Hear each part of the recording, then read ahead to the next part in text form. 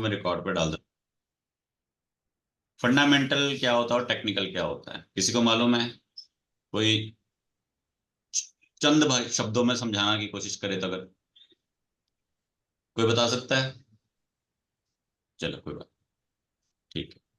अब फंडामेंटल और टेक्निकल दोनों चीजों को बताने से पहले मैं एक बात जानना चाहूंगा आप सभी से। सभी जन मेरे को रिप्लाई करें कि आप जब इन्वेस्टमेंट करते हो या आप किस चीज को खरीदते हो तो आप क्या सोच के खरीदते हो कि मेरे को इसमें से आज के आज रिटर्न चाहिए, एक हफ्ते में रिटर्न चाहिए, या 6 महीने या एक साल में रिटर्न चाहिए? कितने टाइम में रिटर्न आप सोच कर इन्वेस्ट करते हो? एक हफ्ता, एक महीना, 6 महीने या एक साल? अरे फटाफट बताओ भाई, पढ़ाना भी है आगे।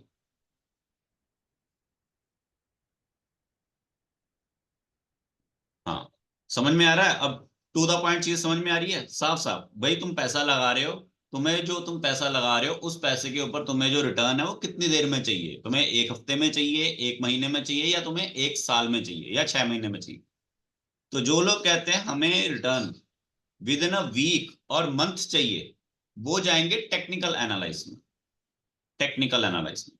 और जो कहते हैं हमें रिटर्न चाहिए 6 महीने से लेके एक साल तक, वो जाएंगे फंडामेंटल एनालिसिस में। ये होता है सबसे बड़ा डिफरेंस। अगर आपको रिटर्न जल्दी चाहिए तो फंडामेंटल कोई मैटर नहीं करेगा। हाँ, रिटर्न बाय चांस मिल भी गया तो टेक्निकल बेस पे होएगा, भले फंडामेंटल स्ट्रांग हो चाहे वीक। कई कंपनीज ऐसी है जिनका फंडामेंटल बहुत वीक होते हैं, बट टेक्निकल एनालिसिस की वजह से वो अच्छे रिटर्न दे जाते हैं। ठीक है, ये चीज क्लियर हुई माइंड में सभी के? यस और नो? पहले तो आपको अपना ये मोटिव क्लियर होना चाहिए कि भैया मेरे को रिटर्न कितना टाइम में चाहिए। पहले तो ये पता होना चाहिए कि मैं यहाँ पर एक महीने का रिटर्न लेके सोच के बैठी हूँ या मैं 6 महीने का रिटर्न लेके बैठी हूँ। ठीक है, फर्स्ट चीज ये। ठीक है, अब फंडामेंटल जो होते हैं वो कैसे चेक किए जाते हैं, और फंडामेंटल एक्चुअल में होते क्या है? जो चीज भी बुक्स में होती है ना, या फिर जो चीज भी फिजिकल होती है, जिसके ऊपर बातचीत की जाती है, वो होता है आपका फंडामेंटल एनालिसिस। लाइक कंपनी कितने की है, कितने पैसे हैं आपके पास, क्या क्या आपके पास एसेट्स हैं, क्या क्या आपको नजर आ रहा है, वो होता है फंडामेंटल एनालिसिस। जैसे एग्जांपल के लिए, मान लीजिए कल को आपको लोन चाहिए, आप बैंक जाते हो लोन लेने के लिए, तो आपका फंडामेंटल देखते हैं। आपके पास गाड़ी है, आपके पास घर है, आपके बैंक बैलेंस में कितने पैसे हैं, आपकी इनकम कितनी है, आपके खर्चे कितने, आपकी रिटर्न कितनी जा रही है, आपके हर महीने में पैसे कितने आ रहे हैं। ठीक है, तो ये सब क्या है? ये फंडामेंटल है। रिलेट हुआ, समझ आया? इस बेस पे, फंडामेंटल एनालिसिस के बेस पे आप इन्वेस्ट करते हो अगले 6 महीने एक साल के लिए। क्योंकि बैंक भी आपको तभी लोन देगा ना कि भाई ये आदमी एक साल में चुका पाएगा कि नहीं। This is fundamental. टेक्निकल क्या होता है? टेक्निकल में आ जाता है ये कि अभी करंट सिनेरियो क्या चल रहा है, और ये पीछे क्या चला था, पीछे क्या सिनेरियो चला था और अभी करंट सिनेरियो क्या चल रहा है, उस बिहाव पे आगे का फ्यूचर प्रेडिक्ट करना, उसे कहते हैं टेक्निकल। लाइक मान लीजिए आपका कोई बिजनेस है जो बहुत अच्छा चल रहा है, पर आगे भी अच्छा चलेगा, इस बेस पे कोई आपके ऊपर इन्वेस्ट करता है। या आपका बिजनेस है अभी थोड़ा डाउन ट्रेंड में चल रहा है, अभी आप अच्छा बिजनेस, अच्छा पैसा नहीं बना पा रहे, आप किससे हेल्प मांगते हो, मेरे को फाइनेंशियल हेल्प दे दो, तो वो आपके बिजनेस को समझेगा, देखेगा, उस बेस पे आपको इन्वेस्ट करता है या फिर आपके ऊपर दाव लगाता है। वो है टेक्निकल, कि वो उस चीज को टेक्निकल वे में समझता है, वो आपके फंडामेंटल को इग्नोर करता है। ठीक है, टेक्निकल में हमेशा हम वहां इन्वेस्ट करते हैं जहां पे थोड़ा हमें डाउन दिखे, जहां पे हमें थोड़ी गिरावट दिखती है, वहां हम एंटर करते हैं टेक्निकल में। फंडामेंटल में हमेशा हम वहां एंटर करते हैं जहां हमें कुछ चीजें स्ट्रांग नजर आती है। डजेंट मैटर कि प्राइस डाउन है या अप है। ठीक है, आपकी तनख्वाह 10,000 है या 1 लाख रुपए, इससे कोई फर्क नहीं पड़ता, बैंक आपको लोन दे देगा अगर आपके फंडामेंटल स्ट्रांग है। ठीक है, तो सबसे पहले अपना माइंड में क्लियर रखो कि मेरे को रिटर्न कितने टाइम में चाहिए। 1 वीक, 1 मंथ, 6 मंथ, 1 ईयर, उस हिसाब से आपको सिलेक्ट करना होता है। ये चीज क्लियर होगी सबके माइंड में? पहले तो आपको पता होना चाहिए कि भैया मेरे को रिटर्न कितने में चाहिए, उस हिसाब से आपको जाना है कि भैया मेरे को टेक्निकल सीखना है या फंडामेंटल सीखना है। ठीक है, क्लियर एवरीवन, जितने भी यहाँ पे मौजूद हैं? ठीक है, अब जो सेकंड टॉपिक था एक मेरा, कि स्टॉक वर्सेस ऑप्शन स्टॉक। सुना ना, एक मैंने लिखा था स्टॉक वर्सेस ऑप्शन स्टॉक। ये दोनों क्या चीज होती है? जो लोग कहते हैं कि भैया हमारे को एक हफ्ते में रिटर्न चाहिए या एक दिन में रिटर्न चाहिए, इज इट पॉसिबल? जिन लोगों को जानकारी है उनके लिए पॉसिबल है, जिन लोगों को जानकारी नहीं है उनके लिए पॉसिबल नहीं है। ठीक है, अब मैं आपको थोड़ा समझाने की कोशिश करता हूँ कैसे। ठीक है, ये जस्ट मैंने ग्रुप में, आप लोग ये बताइए लास्ट ग्रुप में हमने किस किस है? के बारे में डिस्कस किया था, या क्या है वो? लास्ट हमने कौन कौन से सर स्टॉक्स के बारे में ग्रुप में बातचीत की थी, या फिर ग्रुप में मैंने मैसेज पोस्ट किया था, आपको एक आइडिया दिया था, आपको एक इशारा दिया था कि कौन कौन से स्टॉक्स पे फोकस रखना है? बताएगा कोई? लास्ट वीरवार या शुक्रवार के दिन किन किन स्टॉक्स के बारे में जिक्र किया गया मेरी तरफ, मेरे द्वारा? वैसे तो आपने, बताओ भैया, एनर्जी लाओ। फार्मा और आईटी, फार्मा और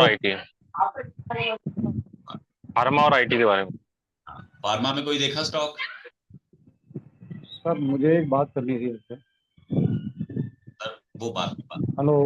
वो बाद में बात करेंगे, अभी मैं पढ़ा रहा हूँ, अभी आप पढ़िए समझिए। ठीक है ना?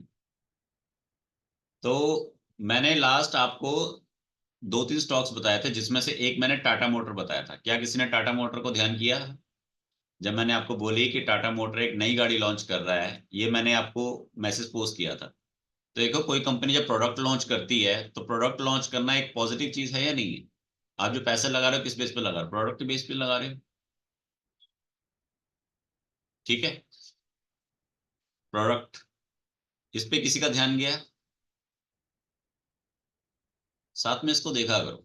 ठीक है, फिर उसके बाद मैंने आपको कहा था कि आईटी सेक्टर जो है वो आने वाले टाइम में, अब मतलब नेक्स्ट दो तीन दिन आपको आईटी की तरफ ध्यान देना। आईटी मीन्स इंफॉर्मेशन, जो आईटी सेक्टर है। तो आईटी में आपका जो जी एंटरटेनमेंट है वो भी आपका आईटी लाइन से आया है, थोड़ा एंटरटेनमेंट लाइन से भी आ जाता है, इंफॉर्मेशन रखता है। विप्रो जो है वो भी आपका पूरा आईटी लाइन से है। ठीक है, तो विप्रो यहाँ पर, विप्रो के बारे में पहले भी एक बार बताया गया। ठीक है, जैसे आप यहाँ पे देखते हो। और ये रात को मैंने बताया कि भैया विप्रो, जी और आरबीएन, इन तीनों पे ध्यान रखना, तीनों में आपको ग्रोथ मिलेगी। ठीक है, अब यहाँ पर मैं समझा क्या रहा हूं कि नॉर्मल स्टॉक और ऑप्शन स्टॉक में फर्क क्या होता है। और जो लोग कहते हैं कि जल्दी पैसा बनाना है वो ऑप्शन स्टॉक में जाते हैं, और जिनको आराम से लंबे समय तक बैठे रहना है फंडामेंटल के थ्रू, वो लोग नॉर्मल कंपनी में जस्ट इन्वेस्ट करते हैं और वेट करते हैं अपनी ग्रोथ का। कंपनी बढ़ेगी तो हम भी बढ़ेंगे। ठीक है, अब बात आएगी विप्रो की एंड टाटा की, जिन दो कंपनीज के बारे में मैंने आपको बताया। ठीक है, अब दो मैंने अभी हाल ही में स्क्रीनशॉट शेयर किए हैं। ठीक है, इस चीज को अगर करना हो तो उसके लिए थोड़ा अपने आप को और सीखना पड़ता है, थोड़ा लेवल अप करना पड़ता है, ताकि मैं इजीली अंडरस्टैंड कर सकूं। अभी स्क्रीनशॉट मैंने आपको शेयर किया है, स्क्रीनशॉट को ध्यान से देखो। तो इस स्क्रीनशॉट में आपको क्या दिख रहा है? टाटा मोटर यहाँ पे 3.44% की रिटर्न दिया एक दिन में। ये नॉर्मल आदमी जिसने कोई इन्वेस्ट किया है, 3.44% की उसको रिटर्न दे गया। ठीक है, मान लीजिए आप अगर इसमें इन्वेस्ट कर रहे होते तो 970 रुपए का शेयर है, अमूमन 1000 रुपए का, आप कम से कम 10 शेयर तो खरीदोगे। मीन्स कि आप कम से कम 10,000 रुपए तो लगाओगे ना? यस और नो? 10,000 रुपए तो कम से कम लगेगा ना आपके?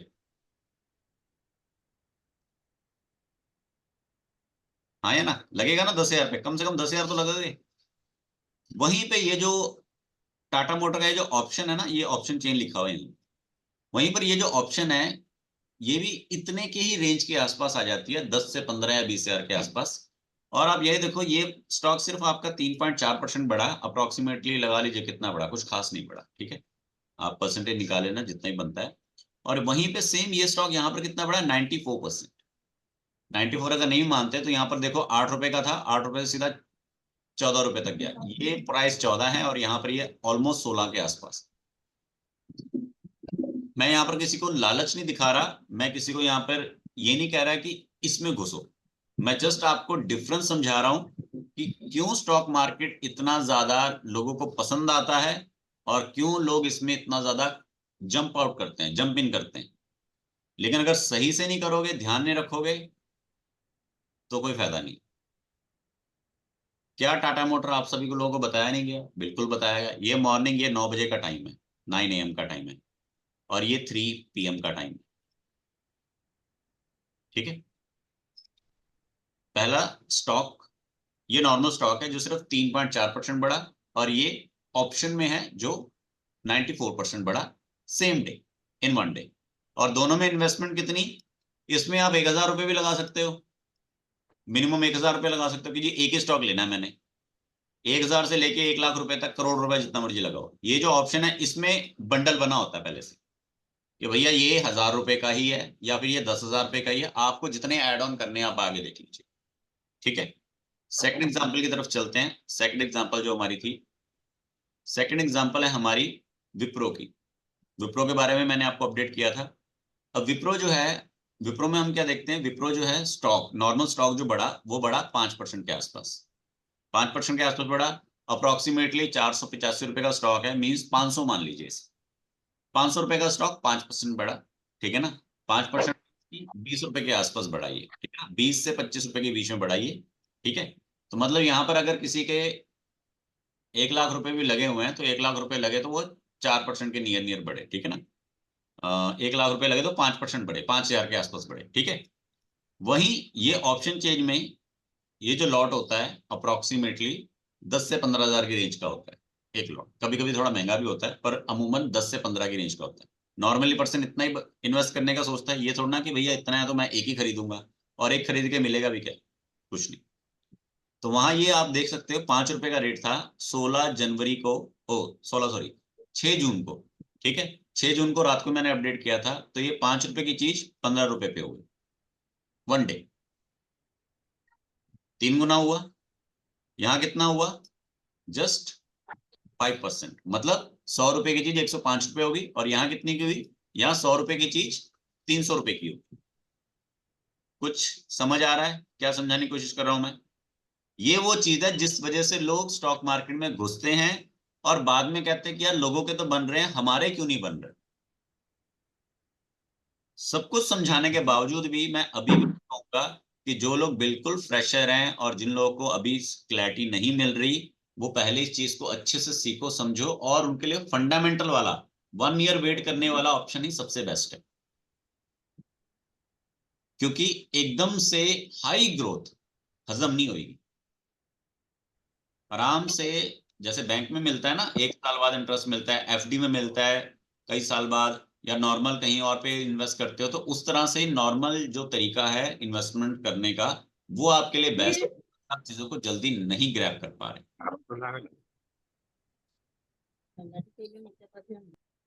तो फिलहाल आज के टॉपिक में जो दो इंपॉर्टेंट चीज थी वो मैं आपके साथ शेयर कर चुका हूँ। ठीक है। और अगर किसी को कोई क्वेरी है, सवाल है, वो मुझसे पूछ सकता है। सर इसमें चेन कैसे देखना पड़ता? हेलो। क्या पूछा सर आपने? सर इसमें चेन कैसे देखना पड़ता, चेन? चेंज समझ यानी नहीं। वो रेट कम ज्यादा रहते ना। टाटा मोटर्स का अपन ने देख लिया समझो, तो उसमें सर ऑप्शन चेन। सर मैंने कहा ना, हेलो सर। 10 से 15 हजार की एवरेज के लॉट होता है, कभी कभी ज्यादा भी हो जाता है, हाँ कभी कम भी हो, मतलब नहीं, हाँ समझो 15 हजार समझो। के आसपास। वहां पे समझो, वहां पे समझो रेट अभी टाटा मोटर्स में वो कहीं पे 980 है, कहीं पे 990, कहीं 1,000, कहीं 1,010, तो उसमें से कौन सा लेना पड़ता है उसमें? वो तभी तो मैंने कहा ना सर कि सीखो पहले कौन सा लेना पड़ता है। अब आज आपने ये सवाल पूछ लिया, कल को टाटा मोटर की जगह कोई और वहां पर होगा फिर। हाँ तो उसमें से भी है, उसमें से भी यानी वो रेट के नजदीक का लेना पड़ता है, या रेट के कितने दूर नजदीकी लेना का, पड़ता हाँ, है? ये डिपेंड करता है कि स्टॉक किस लेवल पे जाएगा। अब देखो, ए फॉर एप्पल मैं आपको सिखा दूंगा, पर आगे जाके हाँ। ई फॉर एलिफेंट कौन सिखाएगा? आप ए फॉर एप्पल हम्म। पढ़ के आगे बढ़ दोगे तो ई फॉर एलिफेंट में हम्म। जाके फंस जाओगे ना। तो इसलिए कह रहा हूं, पूरा समझो। देखो, हमारे पास हमने पूरा 1 साल सीखेंगे आराम आराम से। जिसको आराम आराम से सीखना हाँ। है वो आराम आराम से, जिसको एकदम से सीखना है, सब कुछ सीखना है क्लैरिटी के साथ, तो वो हम्म। 1 to 1 सेशन में, जैसे अभी मैंने किसी और के साथ भी करना है, तो वो उस टाइम में और पंकज पूरा सर। सीखना है, जल्दी सीखना है, समझना है, तो वो उसमें हम्म। करो। क्योंकि हम्म। देखो, मेरे को भी मालूम है सब लोग नहीं कर सकते, और मैं भी सबके ऊपर हम्म। एडवाइस नहीं कर सकता। आप खुद सोचो, जैसे हम्म। अगर मान लीजिए मैं हम्म। 365 डेज डेली आके अगर यहाँ पे पढ़ा हूं, तो क्या आप सभी लोग ये प्रॉमिस करते हो कि आप सभी लोग आओगे? नहीं नहीं आ पाओ। अरे हम 365 स्कूल नहीं गए कभी, जहां हमने ना जाने कितने लाखों रुपए दिए हैं, ना हम कभी कॉलेज गए हैं। मैं अपनी बात कर रहा हूँ, चाहे आप सभी भी समझ सकते हो ना। हम अपनी जॉब पे जाने को तैयार होते हैं 365 दिन, जहां से हमें सैलरी मिलती है, तो हम किसी सेशन को भी क्यों सुनेंगे 365? ठीक है, पर हाँ, आराम आराम से सीखो तो कोई इशू नहीं। और किसी का कोई क्वेश्चन?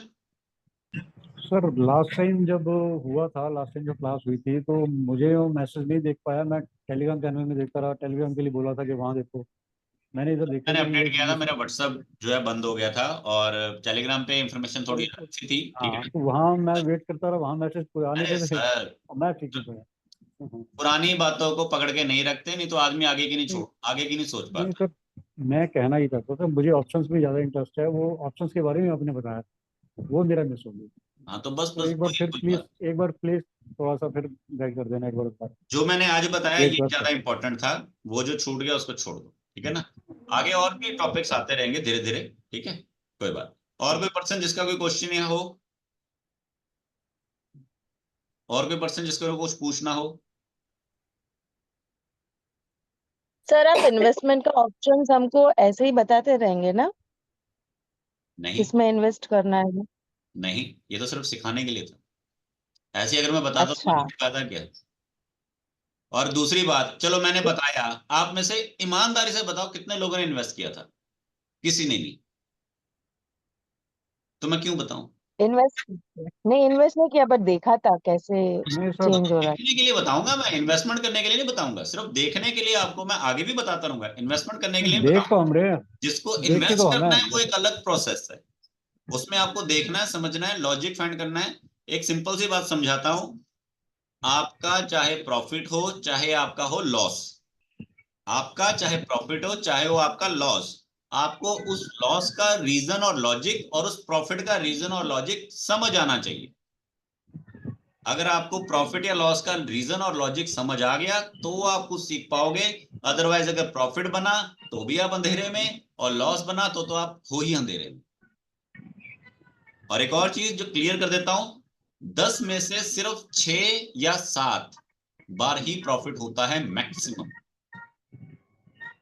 10 में से सिर्फ 6 या 7 बार ही प्रॉफिट होता है मैक्सिमम। अगर सबके 10 में से 10 बनने लग जाते तो कोई गरीब ना होता। पढ़ाई लिखाई बहुत मुश्किल होती है, आपको क्या लगता है आसान होती है? अगर इतनी आसान होती तो इतने अच्छे ग्रेड क्यों नहीं आते? और कई बार ऐसा नहीं है कि अगर किसी के 90-95% है तो वो दुनिया में आगे है, नहीं। कई बार 95% लेने वाला पर्सन घर के अंदर रहता है कैद, मार्केट में नहीं आ सकता, 4 लोगों के बीच में बात नहीं कर सकता, अपनी बात समझा नहीं सकता, क्योंकि वो सिर्फ किताब में घुसा रहता है। ठीक है, तो चीजों को पहले, मैंने स्टार्टिंग से क्या बोल रहा हूं, आपको 3 चीजें चाहिए। नॉलेज जो मैं दे रहा हूं, आप अगर नहीं रिसीव कर रहे तो इसमें आपका फॉल्ट है। Second, confidence. अगर आपको उस नॉलेज के बिहाफ पे कॉन्फिडेंस आ रहा है तो वेल एंड गुड। अगर आपको नॉलेज के बिहाफ पे भी कॉन्फिडेंस नहीं आ रहा है तो वहां पर आपको अपने ऊपर वर्क करना है, या जो पर्सन नॉलेज है आप उसके ऊपर कॉन्फिडेंस रखिए। थर्ड पे है एक्शन। क्योंकि कई बार क्या होता है, आप देख लेते हो कि भैया ये जगह भी सही है, ये काम भी सही है, ये चीज भी सही है, पर हम फिर भी नहीं करेंगे। जैसे लोग कहते हैं ना, बेटा जिम जाया करो, या फिर बेटा ये चीज किया करो। हाँ बिल्कुल सही है, ये बात बिल्कुल सही कर रहा है, इससे फायदा भी है, लेकिन हम नहीं करेंगे। होता है कई बार आपने अपने बच्चे को कोई बोला हो कि बेटा ऐसे करना चाहिए, और बच्चे भी कहते हैं हाँ बात तो सही कर रहे हो, पर हम करेंगे नहीं। कई बार आपने बोला होगा बेटा मोबाइल पे ज्यादा देर तक नहीं देखना चाहिए, आंखें खराब हो जाती है, ये हो जाता है, वो हो जाता है। हाँ बात तो सही है, सुना भी है, पर करेंगे हम वही जो हमारे को मन कर रहा है। तो बस वही चीज है, अपने अंदर इन 3 आदतों को पहले लेकर आओ, उसके बाद स्टॉक मार्केट आपके लिए आराम से ओपन है। एंड एक और चीज, स्टॉक मार्केट में ये मत सोचो पैसा जाता है, और ये मत सोचो कि पैसा सबके लिए आता है। एक छोटा सा उदाहरण दे देता हूं, स्टॉक मार्केट एक कुआं और एक समुद्र के समान है।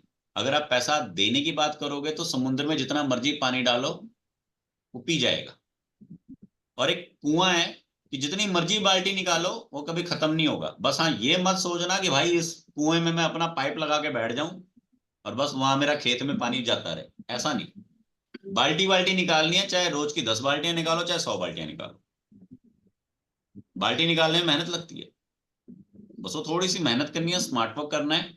और टोटल हमारे 20 से 22 दिन मार्केट होती है। 20 से 22 दिन में सिर्फ 5 दिन, मैक्सिमम 10 दिन सोचना है कि मेरे को यहां से पैसे बनाने, रोज नहीं। पर हाँ, आना रोज है।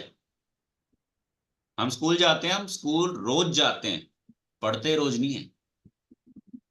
जो टीचर्स हैं या फिर जिनको रिलेट हो रहा होगा, आप अपने बच्चों को भी नोटिस करना कि किताब तो रोज उठाई जाती है, पर पढ़ते रोज नहीं है। और कभी कभी हम मानते हैं कि हाँ यार आज हमने कुछ पढ़ा है, कुछ किया है। तो मार्केट भी बिल्कुल ऐसा है कि देखना तो रोज है, पर समझ कभी कभी आएगा और पैसा कभी कभी बनेगा। ठीक है, चलिए। तो किसी को और कोई क्वेश्चन पूछना हो तो पूछिए। अभी टाइम बहुत है हमारे पास, 365 डेज हैं, आराम से धीरे धीरे आप सीखोगे। क्योंकि देखो, अभी अगर मैं सिखा भी दूं तो भी आपका एक्शन नहीं आएगा। आप नॉलेज नहीं अपनी बिल्ड कर पा रहे, और नॉलेज बिल्ड करने के बाद आप उसको कॉन्फिडेंस में नहीं ला पा रहे, ट्रस्ट में नहीं ला पा रहे, तो आप आगे कैसे बढ़ोगे? और एक्शन पहले नहीं लेना। जो लोग स्टॉक मार्केट के बारे में नेगेटिव रिव्यू देते हैं ना, कि ये पैसा खा जाता है, ये गंदा है, बुरा है, बेकार है, वो एक्शन लेते हैं पहले। वो नॉलेज नहीं लेते और उनको कॉन्फिडेंस नहीं होता। वो सिर्फ अंधेरे में तीर मारते हैं, लग गया तो ठीक है, नहीं तो हाँ या ना। वो जस्ट ऐसा है जैसे ताश खेल ली या जुआ खेले या लॉटरी का टिकट बाय कर ली, वो इस तरह से। बट विथ लॉजिक, नॉलेज के साथ करोगे तो आपको समझ में आएगा। अभी जैसे मैंने आपको बताया, टाटा मोटर बताया, विप्रो बताया, आरबीएनएल को भी चेक कर सकते हो, जी एंटरटेनमेंट को भी चेक कर सकते हो, जो मैंने अपडेट दी है। ठीक है, इसके अलावा आगामी देश में आपको आने वाले दिनों में आपको अदानी पोर्ट भी दिख जाएगा। मोदी ने अदानी को ऊपर बढ़ाया, मोदी ही आ रहा है तो अदानी भी ऊपर आएगा। जो मैंने पीछे एक बार मैसेज भी डाला था कि अदानी के स्टॉक्स पे नजर रखना, अब अदानी जो है अपने आप को ऊपर लेके आएगा। अभी आपको क्या है, मैं नॉलेज दे रहा हूं, आपको अपनी इस नॉलेज में निखार लाना कि यार सामने वाले ने हिंट दिया तो मैं उसको सीखूं, समझूं, पढ़ूं। मैं तो आपको कीवर्ड दे सकता हूं ना, उसके ऊपर आपका काम है। और फिर उस नॉलेज के ऊपर आपको अपना ट्रस्ट बिल्ड करना है, कॉन्फिडेंस लेके आना है अपने नॉलेज के बिहाफ पे, ना कि मेरे। दो तरीके हैं, पहला आप खुद से करो, दूसरा आप मेरे बिहाफ पे करो। दो तरीके होते हैं ना, पहला तो जो हमारा मन कर रहा है हम वो करें, दूसरा जो सामने वाला कह रहा है हम वो करें। पर दोनों में आपका ट्रस्ट बहुत जरूरी है, या तो आपको अपने ऊपर हो या सामने वाले पे। चलिए, किसी को कोई क्वेश्चन या क्वारी हो तो पूछ सकता है, और अगर किसी को कुछ नहीं समझ आया या कोई बाद में सवाल आता है तो आप टेक्स्ट में मेरे को लिख सकते हैं। जी। सर ये टेक्निकल में पी वगैरह क्या रहता है, ये P R O S O? वो टेक्निकल में नहीं होता सर, वो फंडामेंटल में होता फंडामेंटल हाँ है। हाँ, हाँ, फंडामेंटल। धीरे धीरे आगे आगे हम समझेंगे, ठीक है ना। मोटा मोटा यहाँ पर इतना बताता हूँ कि जिसका भी पी कम हो वो फंडामेंटल में स्ट्रांग हो।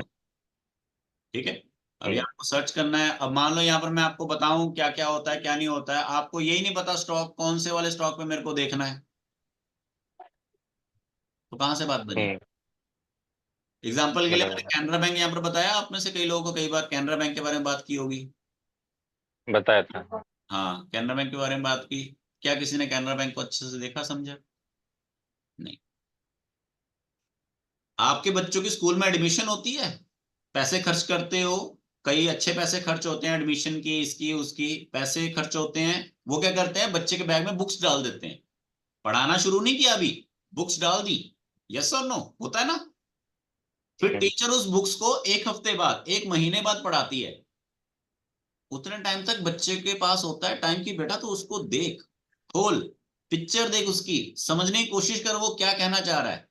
और उसके बाद तुम टीचर को पॉइंट आउट करो कि जी ये क्या होता है, या टीचर जब समझाए तो तुम्हें रिलेट हो। इसलिए एडवांस में दिया जाता है बुक्स वगैरह, ये नहीं कि जब वो पढ़ाएगा तो हम पढ़ेंगे। तो आपको भी यही मैं हिंट यहां से दे रहा हूं, आपको उसके ऊपर स्टडी करना है। और मैं कई बार मैंने बोला कि अपने 3 स्टॉक फाइनल करो, अभी तक आप में से बहुत सारे लोगों ने 3 स्टॉक फाइनल ही नहीं किए, और आप वेट कर रहे हो कि मैं कौन से बताऊंगा, उन तीनों पे हम नजर रखेंगे। मैं तो अगर हर हफ्ते में 2 या 3 बताऊंगा तो साल भर में कम से कम 1000 हो जाएंगे। इन्वेस्टमेंट हमने गिनती गिनती के 2-3 स्टॉक्स में करनी है। ठीक है, तो एक और इंफॉर्मेशन जो मैं आपको पास करता हूं, न्यू गवर्नमेंट आ गई है, तो न्यू गवर्नमेंट के बिहाफ पे कौन से स्टॉक्स में इन्वेस्टमेंट करना चाहिए, अगर किसी व्यक्ति का मन है तो वो मुझसे कनेक्ट कर सकता है। तो अप्रोक्सीमेटली 25,000 के मल्टीपल में आपको इन्वेस्टमेंट करनी है। मीन्स कि कैसे? 25,000, 50,000, 75,000, 1 लाख, 1.25 लाख, 1.5 लाख, 2 लाख। क्यों मैंने बोला कि 25 के मल्टीपल में? क्योंकि हम 25 कंपनियों को टारगेट करेंगे इसमें, किसी एक कंपनी को नहीं। अगर 2-3 कंपनियां डूबती भी हैं तो बाकी की कंपनियां संभाल लेंगी। एक और चीज, ये मत सोचना कि मोदी गवर्नमेंट जीत गया तो मोदी के अकॉर्डिंग चलना है, नहीं। मोदी गवर्नमेंट सिर्फ 1 साल के लिए है, वो बूढ़ा हो गया है। स्टॉक्स ऐसे पकड़ने हैं जो मोदी गवर्नमेंट के डायरेक्ट लिंक में ना हो, और ऐसे पकड़ने हैं जिनकी देश को जरूरत है, नेता कोई भी हो। समझ रहे हो? उन स्टॉक्स पे नहीं जाना जो इन्फ्लुएंस हुए हैं बीजेपी गवर्नमेंट में, उन स्टॉक्स पे जाना जो उसके अल्टरनेट है। एग्जाम्पल के लिए मैं आपको समझा देता हूं। जैसे एग्जाम्पल के लिए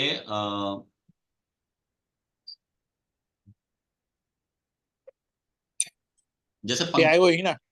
एग्जाम्पल के जैसे पंखा है, ठीक है? पंखा हम सबको चाहिए, ठीक है? अब मान लीजिए इस साल उषा का पंखा बहुत बिका है, वो गवर्नमेंट के अंडर था तो गवर्नमेंट ने उसको बहुत बढ़ाया तो उषा का पंखा बिका। तो अब हमको ये नहीं कि उषा का पंखा बिक रहा तो उस पर दाव लगाना, नहीं। पंखे और कौन कौन सी कंपनी बना रही है? लुमिनस बना रहा है, एक्साइड बना रहा है, सिम्फनी बना रहा है, तो हमको उसको फोकस करना है। क्योंकि भैया लोगों को पंखा तो चाहिए चाहिए, पर वो गवर्नमेंट के अंडर था इसलिए उसको इन्फ्लुएंस किया गया। तो जो हो चुका है उसको छोड़ दो, उसका अल्टरनेट पकड़ो। हमें सरकार से कोई मतलब नहीं, हमें अपने इन्वेस्टमेंट से मतलब है। समझ आ रही है? तो लॉजिक और रीजन के साथ आगे बढ़ना है, ठीक है? और आराम से जब धीरे धीरे करोगे तब समझो। देखो, किनारे पे बैठ के अगर मछली को पकड़ने का सपना देखोगे तो कुछ नहीं होगा। एक बार एंटर करना पड़ेगा, तब बात बनेगी। ठीक है, चलिए। किसी का कोई सवाल?